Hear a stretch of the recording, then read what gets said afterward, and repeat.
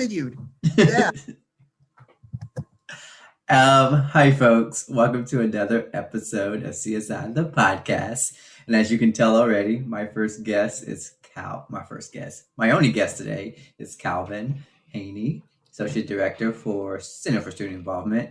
Um, oh, Calvin, I've been waiting for this for so long. Okay, so Sobering when you give the whole titles, remind you that you have responsibilities and rights. do we have responsibilities? I mean, well, you as an assistant, though, but associates. That's true. You're pretty much number 2 in the office. Ooh. Number 3 in the heart, number 2 in the office. Oh gosh, stop that. Office. All right, Calvin, won't you remind people what you do in the office? Your title, I already said it, but say again, and some of your roles. Certainly. So as the Associate Director for the now Center for Student Involvement, I'm really responsible for day-to-day operations in the absence of the director, Ayanna Wilson, primary advisor and coach for the Graduate Leadership Council and Graduate Student Councils, graduate student involvement programs and organizations, working with leadership development to provide leadership coaching and mentoring for student leaders and for the advisors of student organizations. Leadership Ready, shameless plug for the module program that we've designed. And then I work with the multicultural student organizations to ensure that their voice and that their programming is heard and advocated for successful campus involvement and a sense of belonging for people of color on campus. Nice. We're going to actually talk about that leadership development piece. But before we get into that and some of the present day stuff, let's go back in time, shall we? Please, I'm ready. I'm ready. Do I need to put on a suit for the Wayback Machine? You don't have to, because we're going to go way back in the day where you didn't have dreads. I don't know if people know Calvin has these long, luscious dreads. That's two iterations of. So you want the recent iteration of dreads or way back before the birth of the dreads? Which one? There's 2 lives of dreadlocks. That's going to be for the birth. So talk about how you got to student affairs. So your undergraduate career, what did you major in, and how did you make your way to American? Yeah. So my journey, it's been unique. We're all humans, whatever. I was a student that didn't graduate high school with the best GPA or the best intentions around my future. As a first generation or a student that graduated with no one in my family that had college in their resume or their experience. Like I was out in the wasteland of sort of capitalist America, trying to figure out, what does it mean to get a job? What does it mean to be excited about being involved in the world? And so after a few years of sort of stumbling around in the service industry and trying to make sense of what it was out there for an undereducated Black man to sort of live, I figured there were very few options. And right before the choice of college, people were like, yeah, there's this great factory that's hiring Manassas. You should just work at the factory and work the night shift and work your way up. And I was like, yeah, I really need a job, because at that point, rent's going to be due at some point. Bills. It always comes due first of the month. Oh, hey, regardless of the fun that you have. Yes. You have a roof over your head while you have that fun. So at that moment, I went to I was getting ready to submit the application, and the shift was like a crazy shift. It was like an overnight shift, and it was going to be because factory work is like, 40 plus hours if you're trying to really do something. Yeah. And at that point, I was like, I don't want to work in a factory. I have no desire to do meaningful physical labor for my whole life. So at that point, it was like a decision between really doing that or taking a risk and saying, I want to learn more about the world that I live in, and I want to learn what it means to engage myself in the world. And from that point, I enrolled in community college, and then in enrolling in community college, I was, you know, socially unprepared for what it meant to be in college in terms of, being a 17-year-old person that didn't have a direction. So college was like, I don't know what the reason was.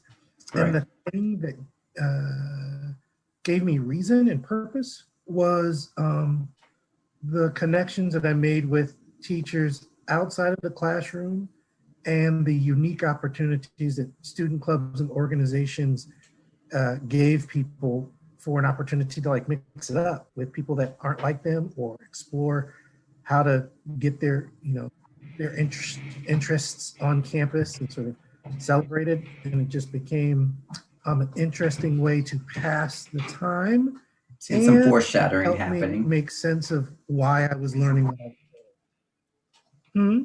I was like, I see some foreshadowing happening here. Student clubs, involvement. Foreshadowing. Yeah, yeah. Oh yeah. Yeah. So I think the first thing I got excited about was music. I mean, if anyone knows my particular snobbishness around music, so the first really educator on a music theory class it was at 7 o'clock on Wednesday or Tuesday and Thursday nights was this old cat, literally cat, because he had whispered her. But he was really wonderful instructor from Memphis named Herb Smith. That the first thing he did in the class was like he came in silently. He put on a vinyl copy of Sketches of Spain by Miles Davis and like let it fill the room. And like he haunted us. He like gave us weird looks like, you hear that? And I was like, I don't know what the fuck is going on here. But what he did was he created he reached. He always said he's not a teacher, he's a reacher, and he's someone that sort of excites you about the possibilities in learning. And in that moment, it wasn't just learning the Dorian scale or the cycle of fifths, but it was connecting to a way of knowing and to a cultural background that was like great for me, because I guess Herb was he was first out of segregation in a lot of places in terms of a Black professor. And so to really give me that sort of life lesson and that wing to mentor under for 4+ years in community college was just a godsend, because he wouldn't just teach his class. He'd be like, come on, let's go eat lunch. Or, come on, because we were studying music, let's go play this gig somewhere at this place. And started sort of giving me gateway into the world of DC and the world of Northern Virginia that then tied to the global perspective. So then from there, I was like, wow, college, not only, for some, it's the key to their next job and all that stuff. Excuse me. For me, it was like the gateway to the world. It was a rite of passage from simple thinking about my relationship to the world to like big, like, I have a responsibility. I understand my place in that responsibility and what I do. So then from that sort of seed, that cultural asili of sort of that experience, it was like the one thing that I got excited about was being that gatekeeper or that bridge builder to students through clubs and organizations. Because, once I got on my own bag and sort of fixed myself, I was like, yeah, a lot of young people at this time, whether they're community college trying to figure out their lives or in their 4-year career, are really trying to figure out, what it is they want to do and why they want to do it. And that clubs and organizations give them that environment. I think one of the things that I began to appreciate was the learning laboratory that clubs and organizations create, that, you got the chance to experience in a safe environment to really see some positive outcome. Or if you had a failure, be able to mentor and connect with someone after that failure. So it's been awesome from that creative place to see folks grow. And it's been, it's been great seeing my first SG presidents from Northern Virginia Community College, sort of some be successful, some fail, but having life trajectory where they're now adults, posting on LinkedIn about their really cool professional opportunities and experiences and being like, I was part of that, so that's been the journey. I like that you use learning laboratory. I've never thought about that before when I think about student organizations. Yeah, Like I know the concept, but I never thought about putting those words for it. Yeah, it's like the scientific method, man. I mean, we, as far as we think we're not part of the scientific method, we are. I mean, they're going to have a research question and they take their notes around the research question and sort of fail and then repeat and then say, okay, hey, at the end of my experiment cycle, this is what I've learned and this is what future me's need to do when they do the laboratory of Black Student Union, or the laboratory of the chess club, or, Nice. Wait, I don't know what instrument. You talked about playing gigs with your professor. What instrument did you play? I think the one thing that was a constant from my high school time was my interest in music, and so I played trumpet. So for a long time, I wasn't great at it, but I was interested enough in it to figure it out. And sort of the trumpet is like all instruments, is a peculiar beast, right? She is aptly, but she is brass that you have to make come alive under your hands, right? So it's your breath and your wind, and then your ability to manipulate 3 valves on her body to produce art. That's not easy, but it became the discipline that carried me through like my uncertainty when I didn't understand why I was learning history or math or organic chemistry or whatever. Like I understood what music meant to me culturally and personally as a person of Black African heritage. So it was the one thing that stuck. So yeah, trumpet since like 7th grade. I played the saxophone, alto saxophone, for 3 long years. I wasn't that good at all. In high school? In middle school.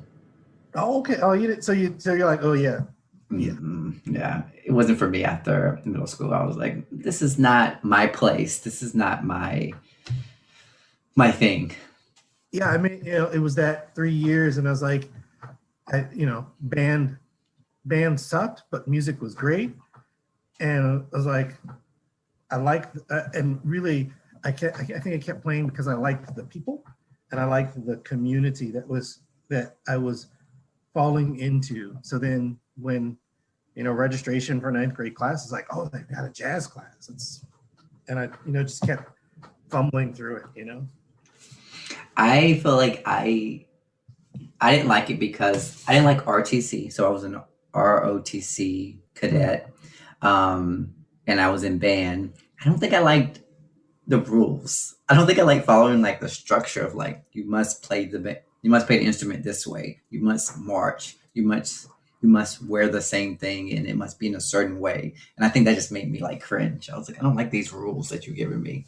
I mean, I think for me, it was the structure that I needed to work with others, and it taught me how to do it both in uniform and then with jazz, like creatively. I mean, one of the frustrations were for me in jazz big band, like you had to know the rules to be able to play well, and that was frustrating. But then once, as I got older, I was like, okay, I understand what this means in context. So where I wasn't in ROTC, I was like, it was the only structure that I had outside of like, class or doing my chores. Okay, that's a theory we can dive into a different day. But you mentioned kind of like you talked about student organizations and how you got involved and how you saw your student government presidents and things like that. But let's talk about the career component, because you went to an Ivy League. Am I correct? Professional identity, yeah. So my undergrad, it was a mix between to keep myself in undergrad, like I was a history major, because once I got through the sort of experience of thinking about what it meant to be a musician, I realized how far behind I was, or how financially challenging the life of a struggling musician was. And I had struggled enough, Rod. I had lived 5 years of beat up old cars and trying to figure out how to date on a budget, and just trying not to be late to my night shift as I was driving the van, trying to figure out how to practice and make sure that was stupid. So was this pre-family? Oh yeah, Okay. this is way pre-family. This is early time of sort of dating and being a young person and trying to figure out what does 9-to-5 life look like. I mean, some are blessed with seeing parents that do that, and I guess I was blessed with my parents doing it, but they were doing it at shift jobs, and they thankfully got the morning shift, and then the morning shift was the 9-to-5 and everything. And I was like, I don't want to do that. But then what I realized is that night shift is not good either. So I had to figure out, okay, what does it mean to work in this world? Yeah. And I think at that point I was like, I don't know if I want to teach like a traditional teacher, but I wanted to have some sort of Bachelor of Arts background in history or sociology or something to figure it out from there. So as a history major, I really, as soon as I transferred into George Mason University, I was like looking for club opportunities. Like I was like, okay, to make this make sense and to stay relevant on campus, because I wasn't necessarily living on campus at that time, and I was older, so it wasn't like freshman orientation, finding my buddies in Anderson Hall. I didn't have any of that. So I was like, I got to figure out how to connect. Started looking for the Black Student Alliance, and sort of when I got there at George Mason University, the clubs had like their own offices, and it was really cute, but they were getting ready to lose the offices because the space was being converted. So at that moment, it was really like being able to walk into a town and like, who's the boss here? What's going on? And sort of feel it. And then from there, I really started getting excited about diversity, equity, and inclusion work, because I was blessed to go to George Mason at a time when I had a place called the Black Peer Counseling Center. And the Black Peer Counseling Center was George Mason University, as a state institution in Virginia, was doing some increased outreach to increase the sense of belonging for underrepresented Black and Brown students from like the different recruitment areas that they were looking at, which at that time was the Newport News, Virginia Beach area, DC, and Prince George's County, Maryland, right? So they were like, we're making this outreach. So we were able to find a home and an office space that was designated for Black students, where it was like all ranges of Black culture, from, the Delta, Mississippi, to like, global perspectives of Sudan, and sort of, intellectual stuff from all different places, like in one space. And it was such a unique environment for the development of personal identity and leadership identity, because you were able to like lead clubs and be in community to move stuff forward, that I was able to find a place of value and experience outside the classroom that then helped me stay connected to the classroom. So that sense of belonging has been really important. I think one of the great successes that I had that said, oh, Calvin, I think you could do this for life, is that I think in my last undergrad year, I was like, yeah, people are really like siloed, like in the Black community and white community. And it just sort of happens, But I was like, what if there was, during Black History Month, a battle of bands that brought Black music together with white audiences to celebrate culture, and like able to coordinate the logistics for a 2-stage setup with audio visual that had 100 people attending with like prizes being given out and judges. Got through that, and I didn't fail. And I was like this is exciting. This is wonderful, and that success and that sense of coordinating all of those components to create a unique experience really told me that this is something that I could consider for a career. Nice.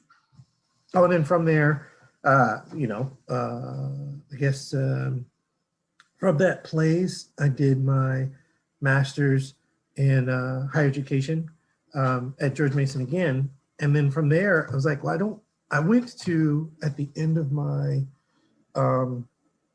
my master's program, I went to ACPA, which is a professional association for college student involvement professionals. And it was it was this huge experience with all of these. It was just huge. And it was more about the operations of programming than it was about the community piece. And I was like, yeah, I think I want to do the diversity component of this rather than the programming component. Right. Then I started applying for positions.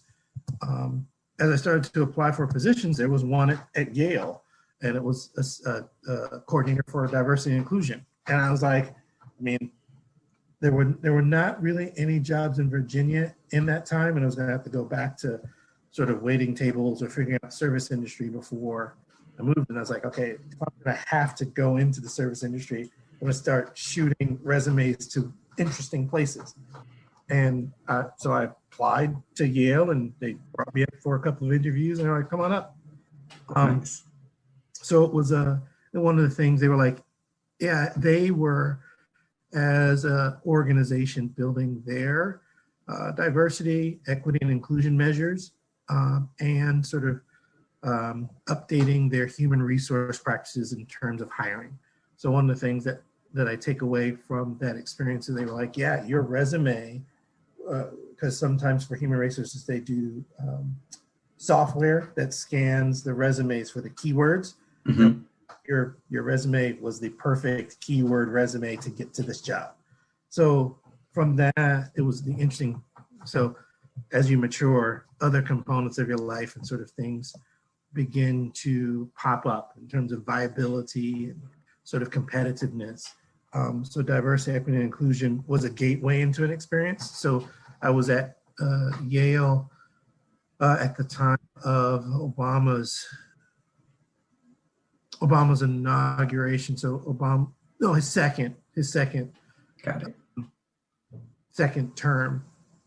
And so it was a really interesting experience. And at that point I was married, and my wife and I were separate because we had both found jobs. She had found a job in Virginia and I in New Haven, and she couldn't find a job in New Haven, and it wasn't really giving up a lot of extra resources. So I came back to Northern Virginia with a job at my old community college campus doing the campus involvement stuff. So it was really like full circle. Like I was actually that person for about 2 years, which was really, in terms of giving back, it was beautiful. Nice. After that, I had sort of shown my qualifications for student involvement, student activities, and applied for the associate director position, and sort of have been at American University for the last 8 years since then. And they say the rest is history. The rest is history. It's all this beard, 8 years. That's right.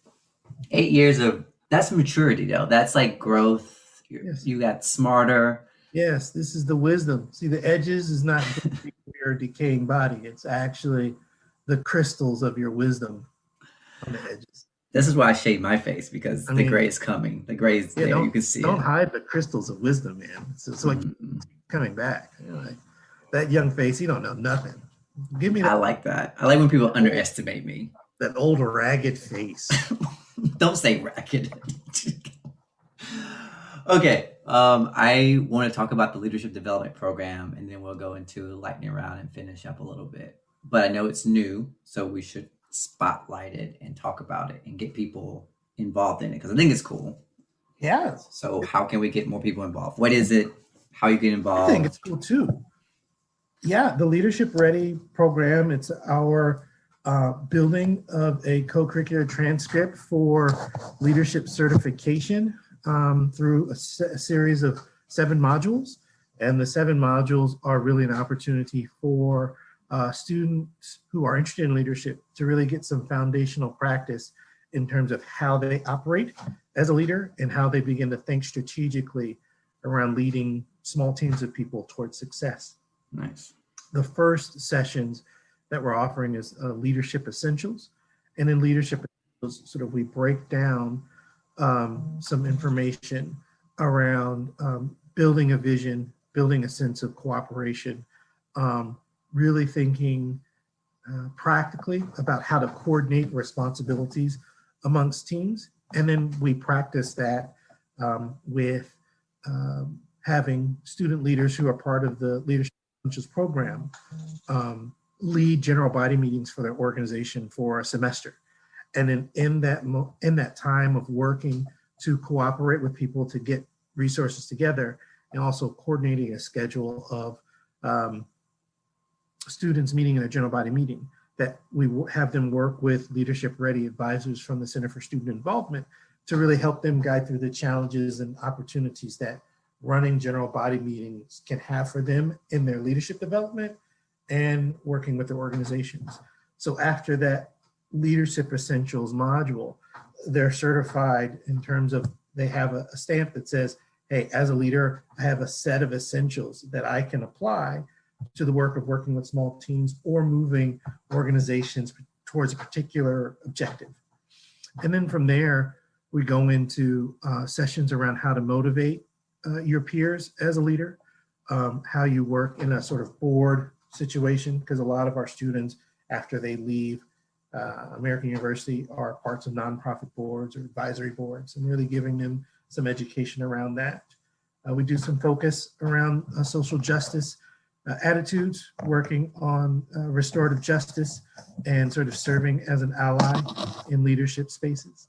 And then we capstone it all after you've received all 7 badges with a capstone opportunity that gives you the chance to define your own definition of leadership and looking at some ways that you can sort of propagate that forward in your life as you graduate from American University. So it's a really opportunity to sit with your leadership practice and your perspective around leadership outside of the classroom and outside of your organization that you can then take into your organization and apply for. The intention is better outcomes and a more healthy self-perspective on leadership. Who is this, like, who are the ideal candidates or students that should enter or look into the Leadership Ready program? Yeah, for the Leadership Ready program, it's a great question. It's more definitely the first year and the second year student. Third years and seniors are welcome to apply, but they might not be able to make it through all of the modules. So one of the design components for the modules at this point is that they run over a particular semester, but they're offered throughout the year. So if you are planning to study abroad, or if you're going somewhere else that's off campus, you really can't do the experiential component. So that's why for third years and fourth years, they're either finishing that last semester or abroad that semester, and not really present to do the work. So it requires a little bit of additional work that's really more apt for first and second year students. Gotcha.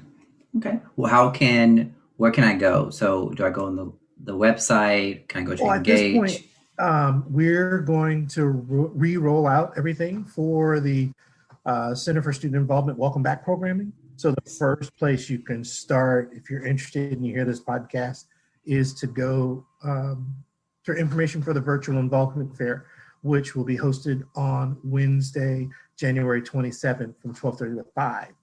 There we'll have our recognized student organizations and a breakout room to sort of sit with Leadership Ready and talk about how this can apply to your life.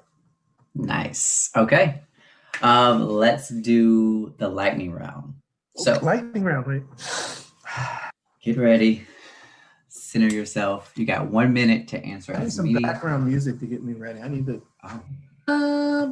Next podcast. Podcast. This is the last episode of season 1. Well, wait. Is this appropriate for a season blowout? I didn't know if. Yeah, this is like the crown jewel of CSI. Because I didn't think I need to do like a an Eric Andre show thing where I'm like knocking stuff over and bringing on surprise guests. Nothing like that. Nothing like that. Not that. We're not there yet. Okay. Not there yet. Very good. Yes, not there yet. This podcast is going to be huge. I'm ready for zany. This has been great, but I was like, where's the chicken being thrown at me? Get ready. 1 minute, maybe 2 minutes, because these are good. I kind of want to hear you flush these out a little bit. 2 minutes. All right, 2 minutes starts now. What's your favorite Christmas song? Jingle Bell Rock. What's your favorite color? Green or orange. What's your one wish for the world? Understanding. Best show you binged in 2020? Wow. In 2020? What I binged in 2020? So there's a show that my kids watch, Troll Hunters, Legends of Arcadia. It's a cartoon, and they had one about this Merlin's Apprentice. I can't remember the name, and so we binged that and had a great time. It's great. Nice. What's your go-to dance move? Cool pose on the wall.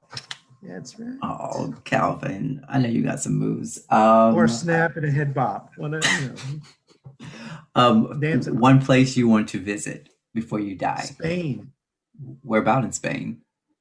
I don't know. Somewhere where I'm looking over a like stucco porch with brick top, looking at the Mediterranean Ocean. So wherever that is, I don't know. That's what is in my mind. Got you. Last book you read? What I read?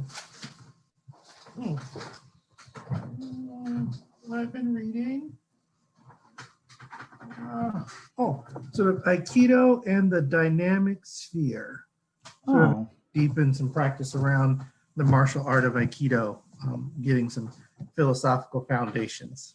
We're out of time, but what is Aikido? Aikido is a martial art that is a practice to help you be better prepared to respond spontaneously to folks that are either trying to attack you or engage you.